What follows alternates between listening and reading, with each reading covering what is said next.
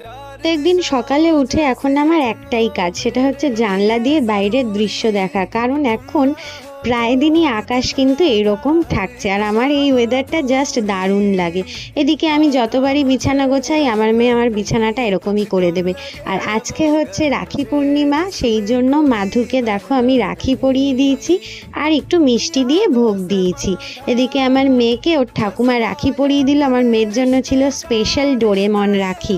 আর তারপর লাঞ্চ করে নিলাম। লাঞ্চেতে ছিল আলু সেদ্ধ, মাছের ঝোল, আর ছিল চিংড়ি মাছের মালাইকারি। তারপর বিকেলবেলা রেডি হয়ে বেরিয়ে পড়লাম মাম্মামের বাড়ি। সেখানে গিয়ে দুই দাদাকে পরিয়ে দিলাম রাখি, আর তারপরে করে নিলাম অনেক গল্প, আর সাথে পেট পুজো ছিল হচ্ছে নান, আর ছিল ঝাল ঝাল চিকেন কষা। তারপর গল্প গুজব করে বাড়ি ফিরতে ফিরতে বেজে গেল 12টা।